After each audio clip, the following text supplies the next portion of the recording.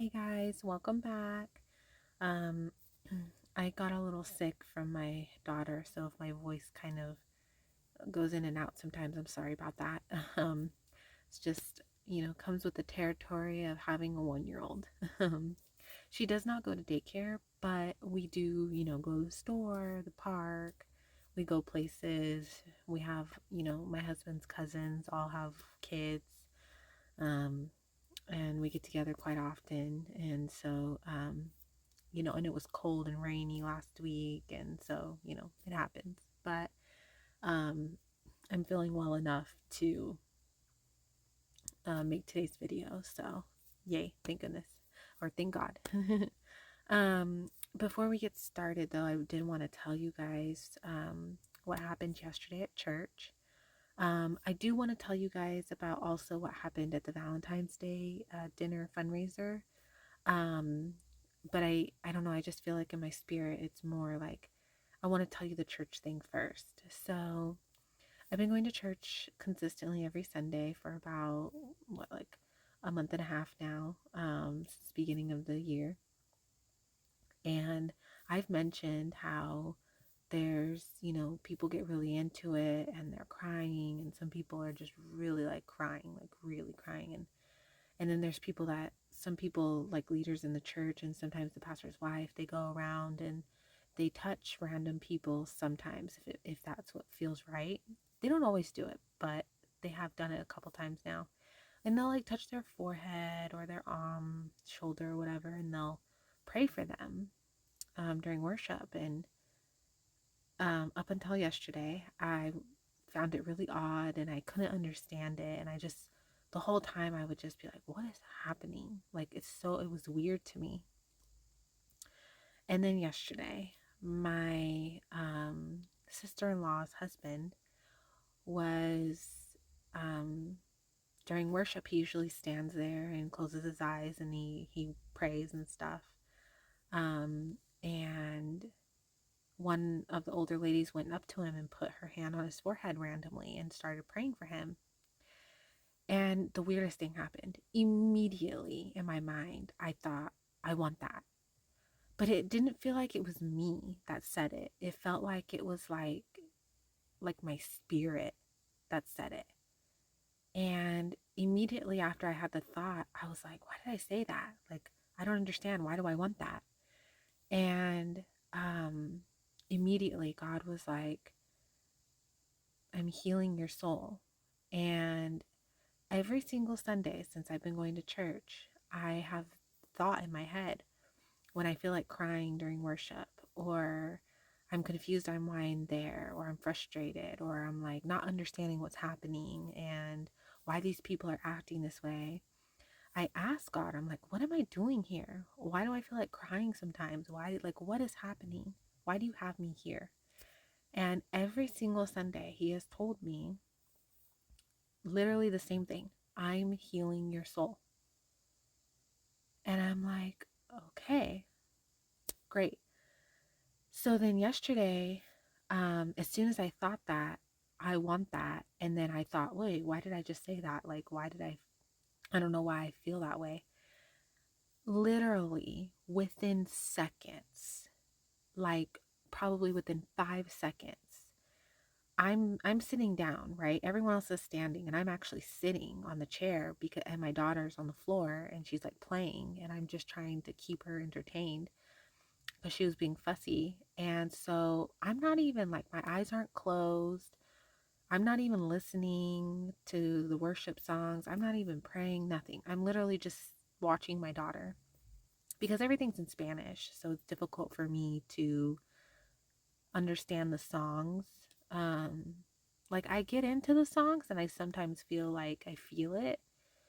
Um, but I don't feel it as much because it's in Spanish. Anyway, so I'm sitting there and within seconds, my husband's uncle, his wife, just randomly comes over to me, leans next to me on the chair, and immediately grabs me and my hand really tight.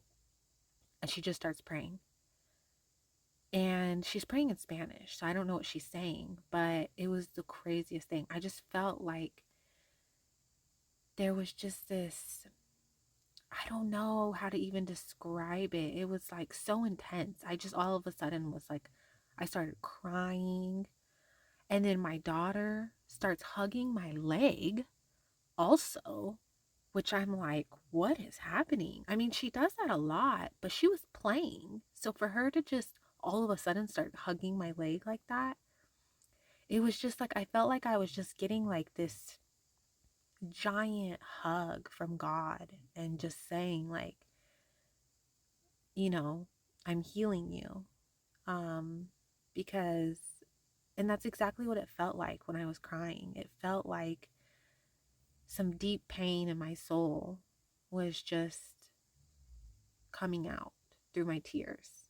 And I've been through a lot in my life. I have a lot of trauma. I have a lot of pain. I have a lot, to say the least. And I've done a lot of healing over the past few years, but I'd be lying if I didn't say that there's still pain there.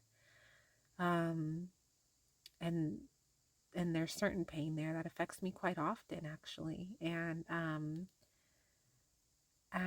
I've been to therapy. I've taken different medications. I've seen naturopaths. I've tried multiple therapists, different kinds of therapy, all kinds of stuff, and energy healings, just meditation, just all kinds of things. And I've made some progress, but this felt different. It felt like deeper, you know? So when God told me every Sunday that He was healing my soul, I was like, okay, but I didn't really understand it until what happened yesterday.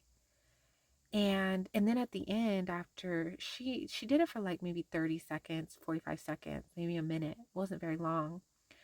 And then at the very end, she was like, in English, she said, she hugged me really tight. Sorry. She said, God loves you. Jesus loves you. And um it just felt so good. And up until yesterday, I didn't understand.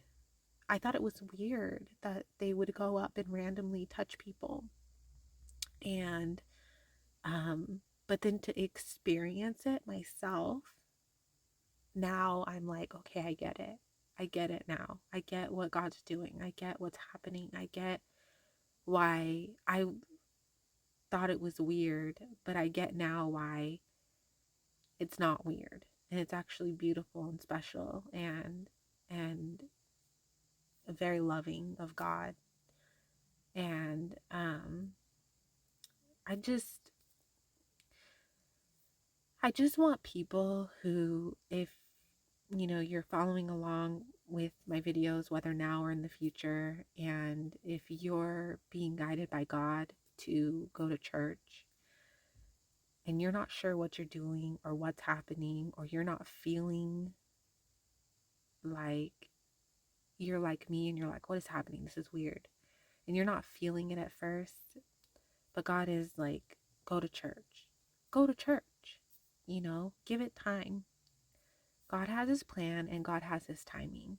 And I don't think that I would have responded to what happened yesterday with her touching me that way and like praying and all that happened. I don't think that I would have responded to that the same if that had happened to me right when I started going to church. I would have been like, what is happening? This is weird. Like, I don't think it would have touched my heart and my spirit as deep as it did yesterday. And I think too, part of it was like my spirit was like, okay, I'm ready. I want that. I'm ready to receive that from you, God. And so as soon as I said that, I want that, within seconds, someone comes over and gives it to me.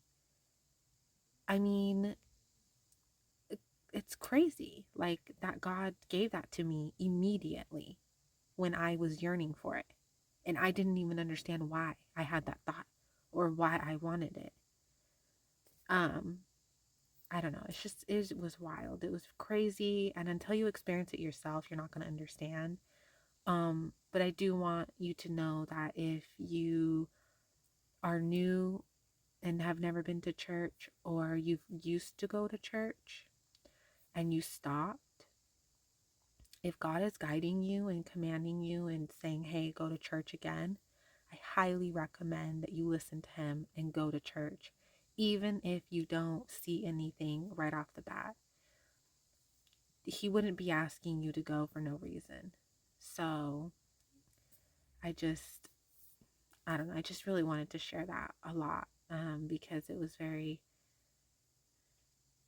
amazing.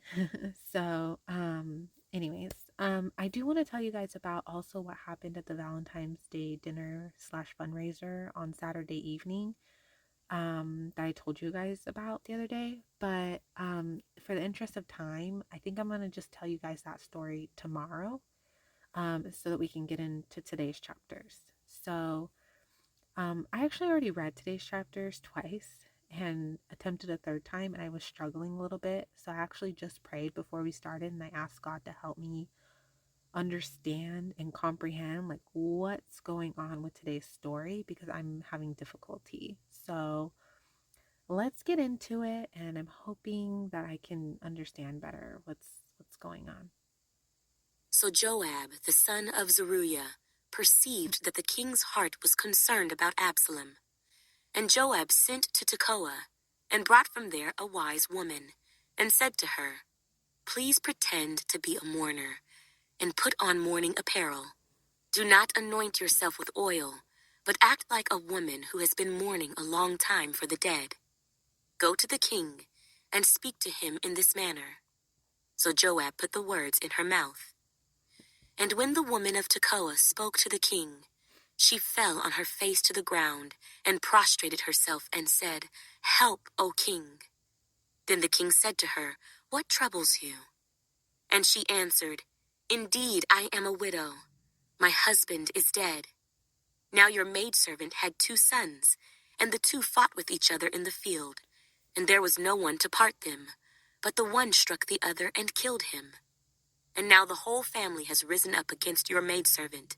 And they said, deliver him who struck his brother, that we may execute him for the life of his brother whom he killed, and we will destroy the heir also.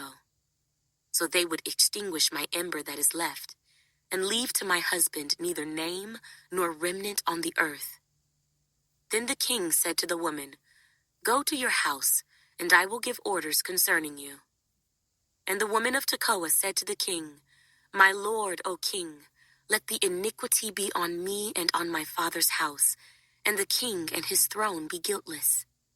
So the king said, whoever says anything to you, bring him to me, and he shall not touch you any more. Then she said, please let the king remember the Lord your God, and do not permit the avenger of blood to destroy any more, lest they destroy my son. And he said, as the Lord lives, not one hair of your son shall fall to the ground. Therefore the woman said, please, let your maidservant speak another word to my lord the king. And he said, say on.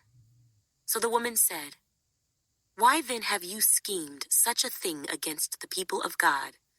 For the king speaks this thing as one who is guilty, in that the king does not bring his banished one home again. For we will surely die, and become like water spilled on the ground, which cannot be gathered up again. Yet God does not take away a life, but he devises means, so that his banished ones are not expelled from him.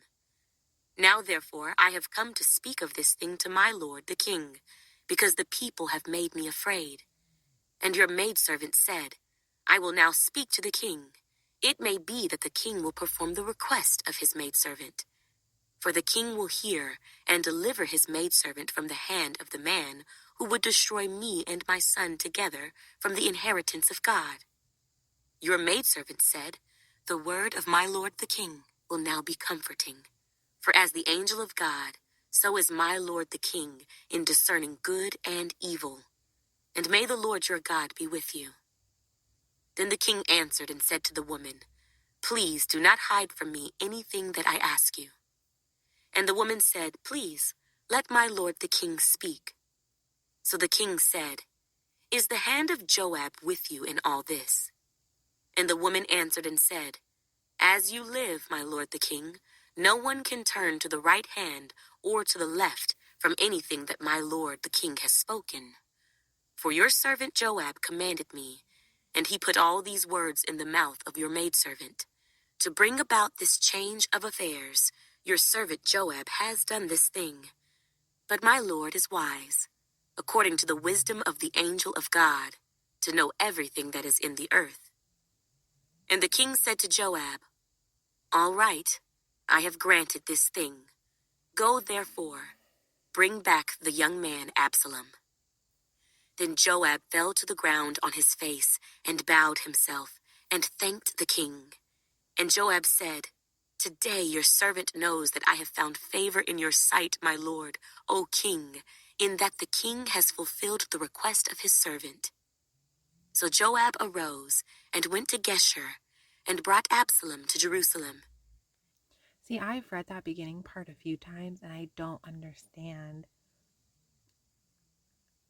I don't understand exactly what the woman's role in pretending like a mourner and then how she mentioned you're scheming and then the people are afraid, and I just I don't know if it's the wording, the way that it's worded is where I'm struggling. um I'm having trouble understanding exactly what's going on there and what's happening. And the king said, Let him return to his own house, but do not let him see my face. So Absalom returned to his own house, but did not see the king's face. Now in all Israel there was no one who was praised as much as Absalom for his good looks. From the sole of his foot to the crown of his head, there was no blemish in him. And when he cut the hair of his head, at the end of every year he cut it because it was heavy on him. When he cut it, he weighed the hair of his head at 200 shekels, according to the king's standard. To Absalom were born 3 sons, and 1 daughter whose name was Tamar. She was a woman of beautiful appearance. And Absalom dwelt 2 full years in Jerusalem, but did not see the king's face. Therefore Absalom sent for Joab, to send him to the king. But he would not come to him. And when he sent again the 2nd time, he would not come. So he said to his servants, See, Joab's field is near mine, and he has barley there. Go and set it on fire. And Absalom's servants set the field on fire. Then Joab arose and came to Absalom's house, and said to him, Why have your servants set my field on fire? And that also, I feel like that is so extreme, to set his field on fire just because he didn't answer him. I feel like there couldn't have been any other thing he could have done to get Joab's attention than set his entire field on fire. Like, what? And Absalom answered Joab, Look, I sent to you, saying, Come here so that I may send you to the king, to say, Why have I come from Geshur? It would be better for me to be there still. Now therefore let me see the king's face, but if there is iniquity in me, let him execute me. So Joab went to the king and told him. And when he had called for Absalom, he came to the king and bowed himself on his face to the ground before the king. Then the king kissed Absalom. After this, it happened that Absalom provided himself with chariots and horses, and 50 men to run before him. Now Absalom would rise early and stand beside the way to the gate. So it was, whenever anyone who had a lawsuit came to the king for a decision, that Absalom would call to him and say, What city are you from? And he would say, Your servant is from such and such, a tribe of Israel. Then Absalom would say to him, Look, your case is good and right, but there is no deputy of the king to hear you. Moreover, Absalom would say, Oh, that I were made judge in the land, and everyone who has any suit or cause would come to me. Then I would give him justice. And so it was, whenever anyone came near to bow down to him, that he would put out his hand and take him and kiss him. In this manner, Absalom acted toward all Israel who came to the king for judgment. So Absalom stole the hearts of the men of Israel. Now it came to pass after 40 years that Absalom said to the king, "Please, let me go to Hebron and pay the vow which I made to the Lord. For your servant took..." Hold on, hold on. So for 40 years, Absalom pretended to be a judge and no one noticed? Is that what happened? Or am I incorrect on that? took a vow while I dwelt at Geshur in Syria, saying, "If the Lord indeed brings me back to Jerusalem, then I will serve the Lord." And the king said to him, "Go in peace." So he arose and went to Hebron. Then Absalom sent spies throughout all the tribes of Israel, saying, "As soon as you hear the sound of the trumpet, then you shall say, 'Absalom reigns in Hebron.'" And with Absalom went 200 men, invited from Jerusalem. And they went along innocently, and did not know anything. Then Absalom sent for Ahithophel the Gilonite, David's counselor, from his city, from Gilo, while he offered sacrifices. And the conspiracy grew strong, for the people with Absalom continually increased in number. Now a messenger came to David, saying, "The hearts of the men of Israel are with Absalom." So David said to all his servants who were with him at Jerusalem, "Arise, and let us flee, or we shall not escape from Absalom. Make haste to depart, lest he overtake us suddenly and bring disaster upon us, and strike the city with the edge of the sword."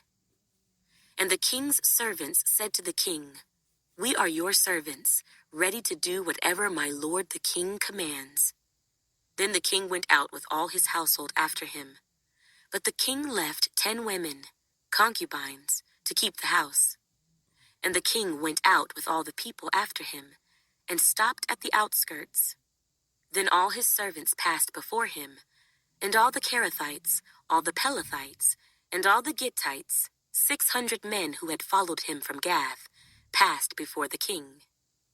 Then the king said to Ittai, the Gittite, "Why are you also going with us?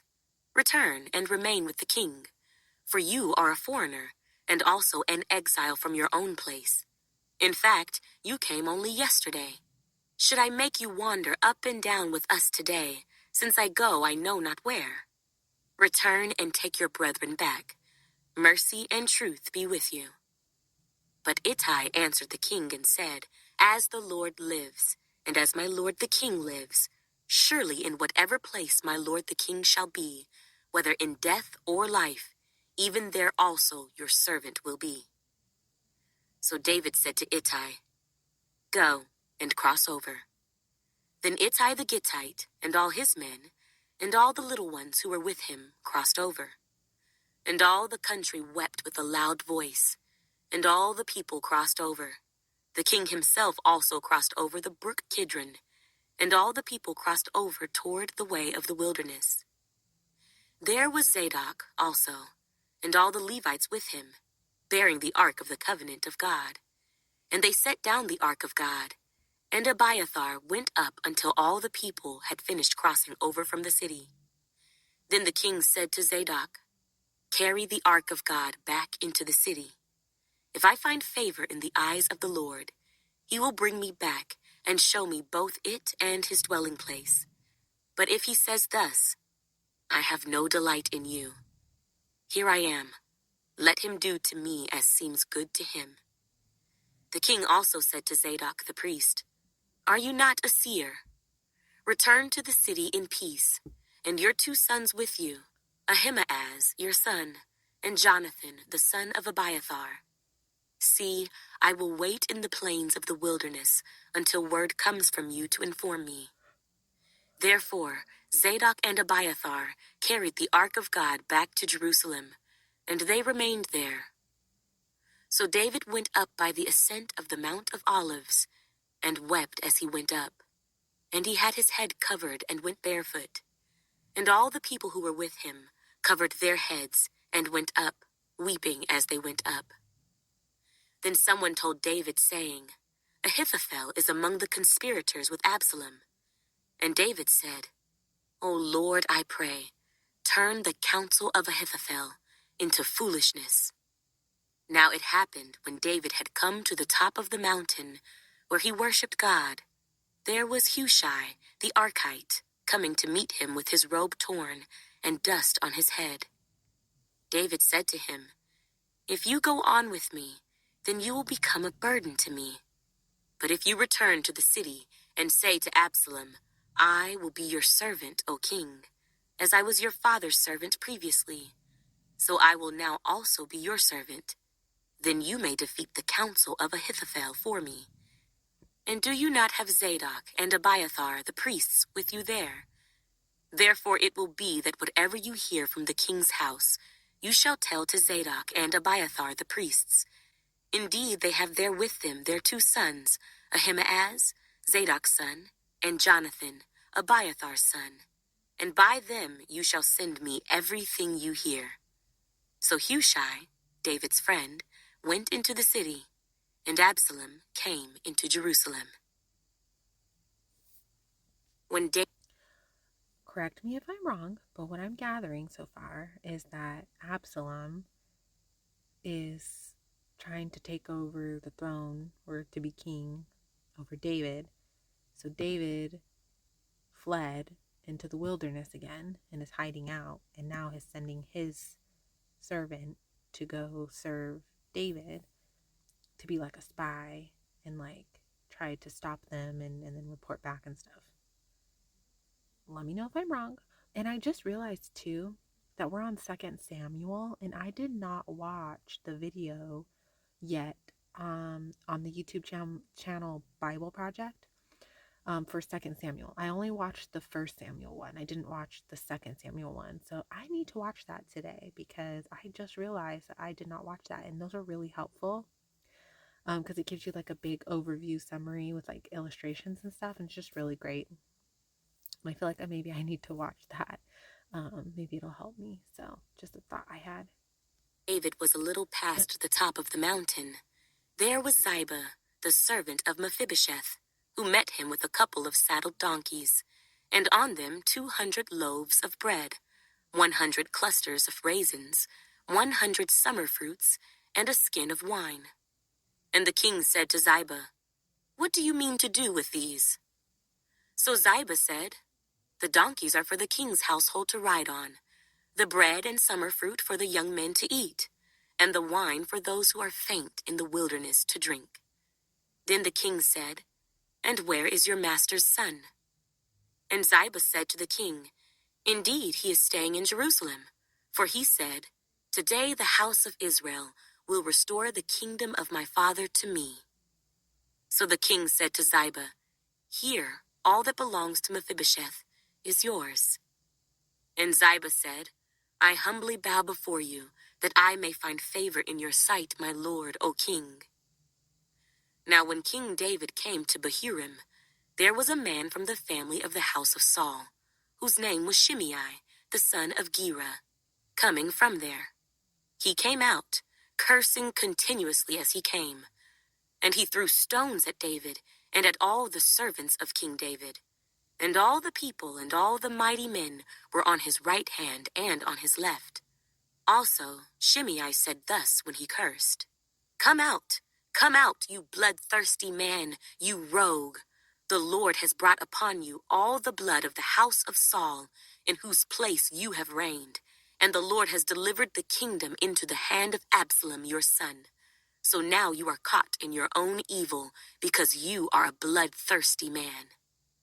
Then Abishai, the son of Zeruiah, said to the king, "Why should this dead dog curse my lord the king? Please, let me go over and take off his head." But the king said, "What have I to do with you, you sons of Zeruiah? So let him curse, because the Lord has said to him, 'Curse David.' Who then shall say, 'Why have you done so?'" And David said to Abishai and all his servants, "See how my son who came from my own body seeks my life. How much more now may this Benjamite? Let him alone, and let him curse, for so the Lord has ordered him. It may be that the Lord will look on my affliction, and that the Lord will repay me with good for his cursing this day." And as David and his men went along the road, Shimei went along the hillside opposite him, and cursed as he went, threw stones at him, and kicked up dust. Now the king and all the people who were with him became weary, so they refreshed themselves there. Meanwhile, Absalom and all the people, the men of Israel, came to Jerusalem, and Ahithophel was with him. And so it was, when Hushai the Archite, David's friend, came to Absalom, that Hushai said to Absalom, "Long live the king! Long live the king!" So Absalom said to Hushai, "Is this your loyalty to your friend? Why did you not go with your friend?" And Hushai said to Absalom, "No, but whom the Lord and this people and all the men of Israel choose, his I will be, and with him I will remain. Furthermore, whom should I serve? Should I not serve in the presence of his son? As I have served in your father's presence, so will I be in your presence." Then Absalom said to Ahithophel, "Give advice as to what we should do."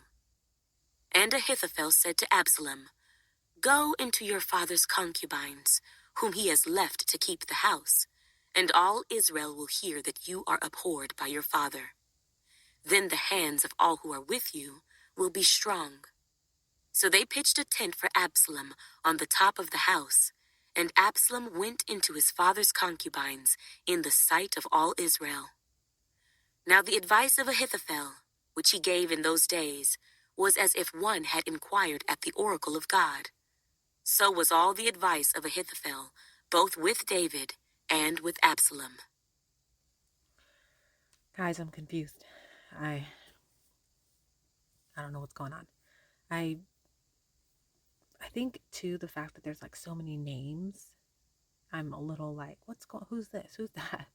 And then like, what does it mean that he went to his father's concubines in the sight of all Israel? Like, what does that mean? Like, he had sex with all of them? Or like I'm just so confused. And then like, did God actually say that? Curse David? Like, has God turned his back on David now too? I mean, like, or is that person just saying that that's what God said, but it's not true? You know what I mean? Like, I'm so confused. I just don't like. I don't know if it's also. I think it's also because of the wording. The words are just so like. It's not modern, talk. So it's like it's a little difficult sometimes to understand and follow. Um, I don't know. I'm just these chapters today are just a little confusing.